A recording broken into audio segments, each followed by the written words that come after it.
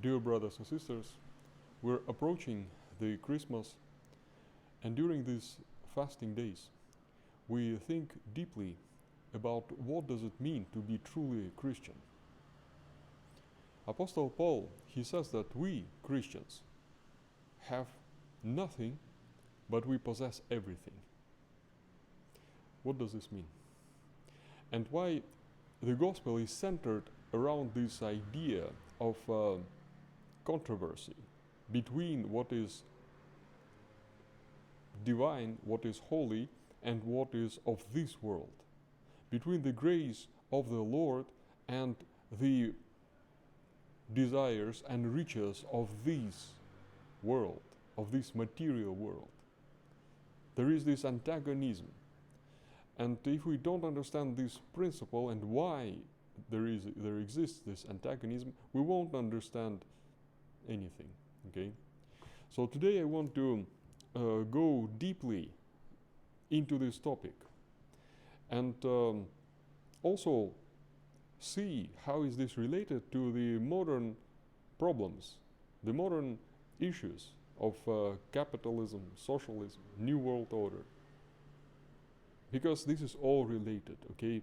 Because there are spiritual things behind the phenomena which is taking place in this world, especially now in the end of times that we live in. Okay, but first let us see what the apostle is saying. In 2 Corinthians 6:10, he says, this is a direct translation, okay? We are wronged, yet we always rejoice. We are poor, yet we make many rich. We have nothing, and yet we possess everything. Especially today I want to focus on these two latter contradictions. Okay, what does it mean to be poor but yet but make everyone rich? Not everyone, make many rich. To have nothing yet possess everything. What does this mean? Is this some kind of rhetoric to catch attention, some kind of play of words? Well, no, brothers and sisters. This has spiritual significance, and it is so fundamental that if we don't have that, we don't understand and we don't live by that, we are not Christians. Okay? So what does this mean? What does this mean? This means that through faith we are called to unite with God. And in this union we will look at everything through God's eyes. Okay? And how does the Lord see this material world? Well, the Lord can see it as belonging to Him. Everything belongs to Him. Okay? But He doesn't want to grasp anything to say this is mine and this is mine, it's not yours, it's mine. No. And also, He doesn't value this as the ultimate goal, because for Him the ultimate goal, the ultimate values are in spiritual. Okay? They are in the kingdom of heaven, which He is preaching. It doesn't mean that this material world is meaningless, it's worthless, it's evil, like these agnostics they say. But no. But it's inferior in its value. Okay? It is ultimately important because He Himself comes to this world.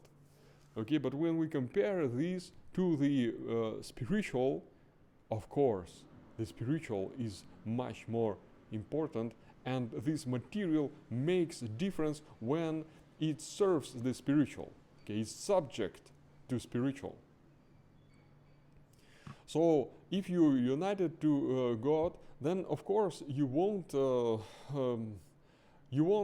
care so much. This is mine and this is yours. This piece of gold is mine and it's not yours. Okay? Because for God everything is His. Of course that doesn't mean that now you go to the store and you get what you want. Okay? You steal. Of course not. Okay? And it doesn't also mean that we proclaim communism, okay? But I will tell more about it at the end. Okay, so first we need to understand that. We need to understand that it is the closer we are to God, the more we are perfect as He is perfect. Okay, the more we live by His commandments, the more we take the cross and follow Him. Through asceticism, we mortify our old man, and everything in this world doesn't appeal to us anymore so much, because He said, "You don't love this world and whatever is in this world." And even your own life, if you don't hate it, you will not love the love with God your Father. Okay, this is Apostle Luke. This is even harsher. Okay, what does that mean?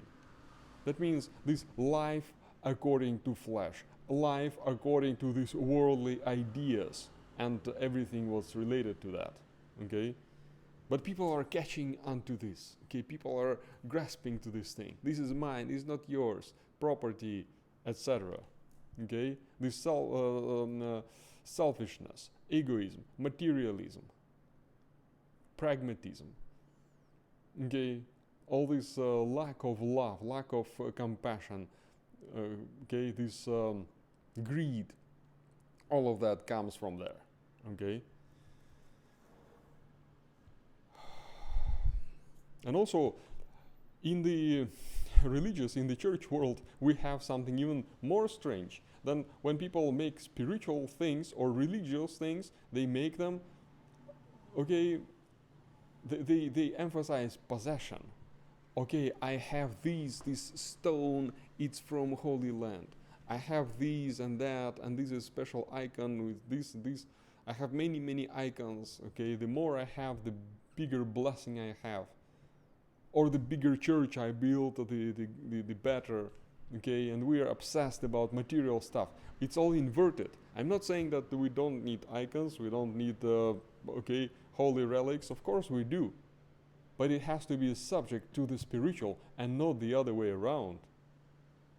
But apparently, this is what happens with many people, and also on the level of church, okay, hierarchs. This is my jurisdiction. No, this is my jurisdiction.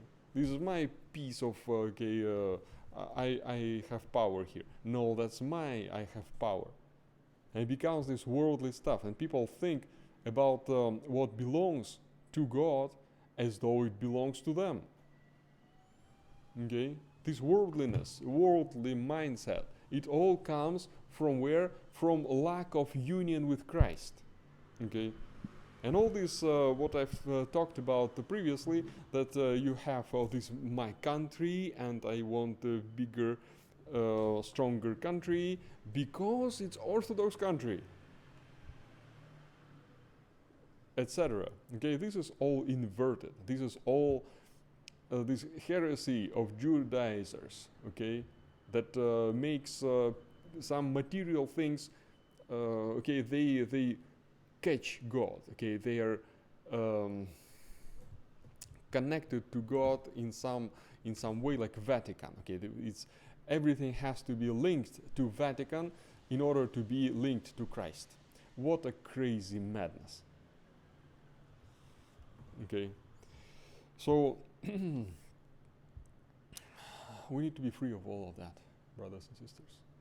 And it comes not from explanation that I do, but it comes through spiritual life, that we make this reality our union with Christ. If we possess His kingdom in our hearts, okay, we will see that everything else is so relative. We have it, we can use it for some time. Okay, we don't have it, we lose it. It's okay. We're persecuted. We're rejoicing. Like Apostle Paul says, we are persecuted, we are offended, we are wronged. We rejoice because we follow the path of Christ. Okay, we don't have anything. Because you don't really think it's yours. Even if you have something right now in your possession, you don't really think it's yours. You don't really care how long you're going to possess that.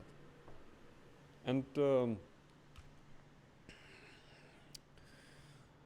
and as a matter of fact, you most likely won't be very rich. Why? Because you won't make it a desire, okay? You won't make it an idol, okay? Bigger savings, financial freedom, some material ownership. This is my idol. I worship him every day. I sacrifice all my heart, all my time, everything for this, for developing, I don't know, small business, career, I don't know, something else, hoarding gold. I don't know what people create, what kind of idols. Of course, if it's an idol and you worship, and you might get more and more eventually. Maybe yes, maybe no, maybe you'll fail. But many people, they succeed, okay? Because they are idol worshippers. We are pagans. The Lord said it's the pagans who care only about that. So, and we see that big time in all those heresies. In the Vatican, in Catholic Protestant, this is what it's all about. Care what to eat, what to drink, what to dress in. And the kingdom of heaven will not run away. It will come also. It will follow. Okay, it's all inverted. Okay, having said this, brothers and sisters, I really hope that we can understand that. Okay, we also need to know another big deceit, okay, which is coming from another side, because the serpent, he's winding, okay, he's going back and forth. So when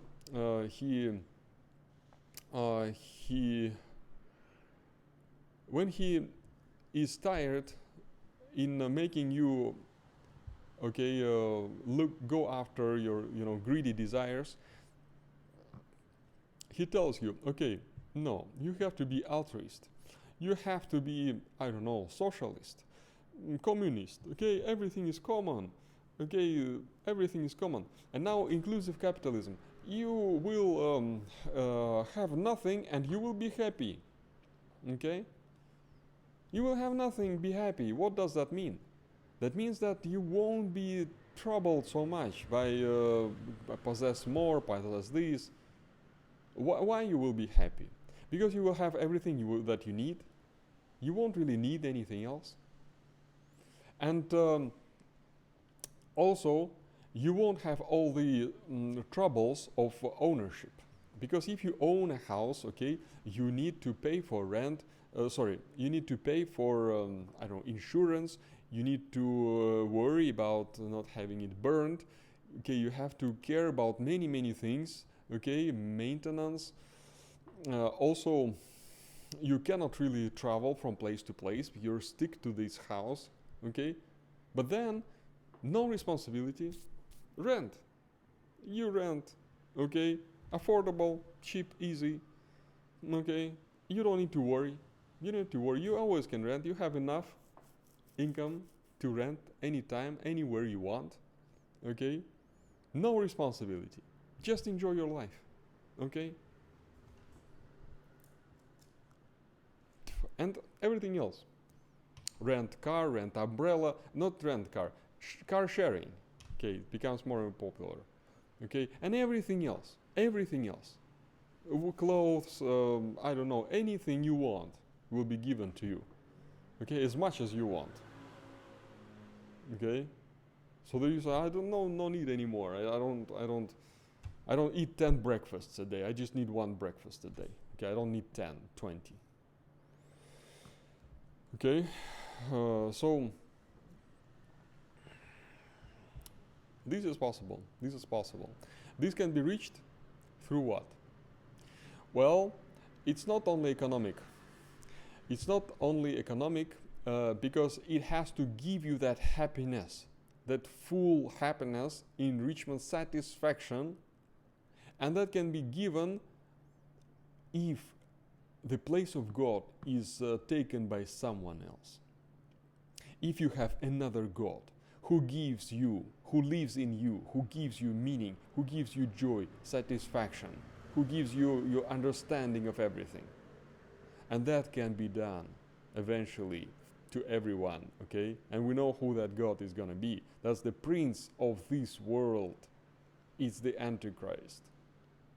And this is gonna be achieved through technology, through AI, through ideology.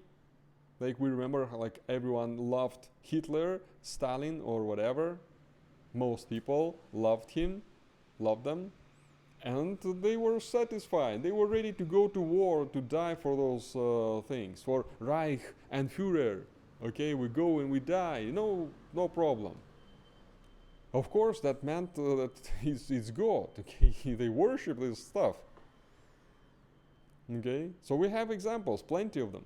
Okay, you'll tell me now we won't have Hitler and Stalin. Now people are smart. Are they? Are you sure? How everybody believed that you have to do this to save the world, and that everybody who doesn't do this, they will be, okay, enemies of the humanity, okay, the villains and the worst people on earth, and you need annihilate them, okay? That kind of spirit, you know what I'm talking about, okay? And it was just a little rehearsal.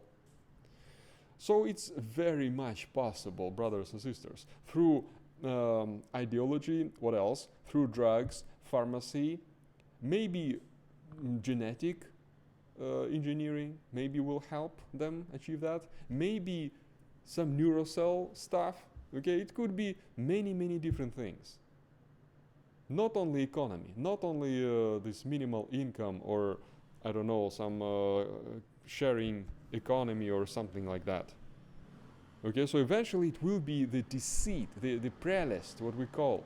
You know, sometimes you see people who are crazy, okay, and they are happy, they are smiling. You don't understand why they're smiling, but they are smiling. And not only crazy people, okay, we see it in just regular people quite often. He's happy about something, he's smiling, he's laughing. Why? You ask him why? What's going on? He won't able to explain. This is prelest, okay? This is some kind of delusion that a person can slip into, psychological, spiritual, okay, you name it. But that's quite possible, okay? That's quite possible on individual level and on social and global levels, okay? And of course, this idea that somebody takes your responsibility on themselves is so appealing, brothers and sisters. It's amazing. That's what with the Pope, okay, that's how he deceived all these Western Christians, because they came to him and said, "Oh, how can we go to the to fight, okay, in these crusades? We will kill so many people, Muslims, Orthodox. We'll be killing them." He said, "Don't you worry, because I will take upon all the responsibilities. Go kill." And some said, "Well, we have family, we don't go, we don't kill." So he said, "Okay, just bring money. Okay, just buy this indulgence. Okay, just that's enough. Okay, I will take care of that. Just a little cash, and the problem is fixed. Don't worry." And people bought into that craze, okay? And that was 1,000 years ago, and much more now. If you take away people's responsibility, people's worries, you stop the war, you end the economic crisis, you provide them with this, with that, no frustration anymore, okay? No problems, family-wise, okay? Suppose you can solve most of these problems. They will be yours. They will worship you. So this is the idea, okay? This is the goal of the Antichrist. And we can see how much this is different from the Christian. From the Christian, because we don't belong to this world. We are in the spiritual already, okay? We are linked to spiritual, so this material, we don't belong to it. Its logic, its desires, they are not attracting us anymore. That's it. And this is why Marx hated Christianity more than anything else, because it did not work in his model. His model needed people who are, worldly, who are materialistic. Maybe not in their beliefs, but in their behavior, in their values. He needed that kind of people. So first, destroy the church, and that was what they've done in Russia first, before anything else. Destroy the church, destroy faith, and then the people will be yours. And this is what it is right now, despite all these fake fake claims that we have restored orthodoxy. No. So that will be the greatest joy for this fallen world. We need to be aware of that, brothers and sisters. We need to be aware that neither capitalism nor communism is going to save us. It's only Christ, and only living in Him, with Him, can make us immune to that, to those delusions.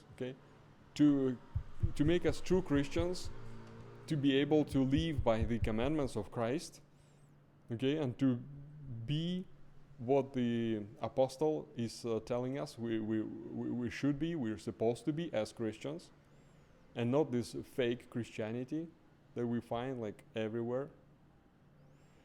May the Lord give us His blessing, this joy. The last thing I wanted to tell you, if you're still with me, is that some people ask me, well, Christmas, I'm recording this, it's exactly the Catholic Christmas time, December 25th. Well,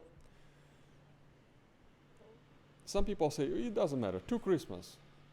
Because we know some Orthodox churches, unfortunately, they celebrate together with Catholics and Protestants. The same day, not together, but at the same day. And people say, well, it's good, just celebrate 2 times. It's even better. You celebrate once, then after 13 days you celebrate one more time, no problem. But in reality, brothers and sisters, this is the greatest harm that is done to the church in recent times. Because we have some churches that they choose to have this great feast, this great celebration of the Lord's Nativity at the same day with the heretics, because majority around is heretics. They live in those countries where many heretics, Catholics, Protestants. So we wanted to have same time, and they don't care about the rest of Orthodox, who are not going to change, who were not going to change. See, who cares? Who cares about those Orthodox? We want to change. We want to be at the same day with the Catholics. And they went and they changed the calendar. And now we have within one church, we have 2 Christmas celebrations. This is the most shameful thing that can be. In some cities now, let's say you go some European, like Paris, on one street you will have a Greek church celebrating today on the 25th. Joy, celebration, But on the next street you'll have a Russian church where people are fasting, which are people are in solemn preparation for Christmas, which is coming in almost 2 weeks' time. Is this one church? Is this how it's supposed to be in one church? We're talking that we are one holy Catholic and Apostolic Church, and we have this nonsense. Why? I'll tell you why. Because of worldliness. Because of these workers of darkness working within the church and bringing this to fruition, and they are successful because most of the people do not care. and they follow along. So it's not just the problem of this Miletios Metaxakis, this Mason, who's changed it, who's got to become Patriarch of Constantinople in 1920s, and he brought all of those things, not because of him only, but because people don't care. If people would say, no, we don't want to do that, why we should do that, all of those things would fail. So this is a problem, like on different levels of church hierarchy, okay, that do not care about truly being one, being united, being with Christ, and they're not immune against this spirit of this world, which says, oh, just celebrate together, Catholics celebrate, why not celebrate? So it's paving way, immediately it's paving way for that one world religion, which will suck into itself as many people as possible, including many Orthodox. Okay, so let us be aware of that, brothers and sisters. So today, personally, I don't have any joy. Some people say we have joy because today some have Christmas, some don't have Christmas. I don't have joy today, sorry, okay? Not because we cannot celebrate Christmas every day, okay, not just twice a year, but we can celebrate it every year. It's not about that. It's about what is dividing the Orthodox Church. And why do we have to divide from within? Every house which is divided from within will not stand, it will fail. The Lord said himself. Okay? So let us see this not as an extra opportunity to celebrate, but as a failure, okay, to be loyal to the Christ's commandment, to the Christ's prayer, that be you one. May the Lord help all of us. We're not judging anyone. We pray for everyone. We love everyone. But we detest the surrender to the world. We detest heresy. We detest ecumenism and creation of this one worldly, apostatic pseudo-church. The synagogue of Antichrist. Okay? I mean, God bless brothers and sisters, and may the Lord bless our fasting for these remaining days of the Lent, and may every one of you have a blessed New Year's Eve. I mean.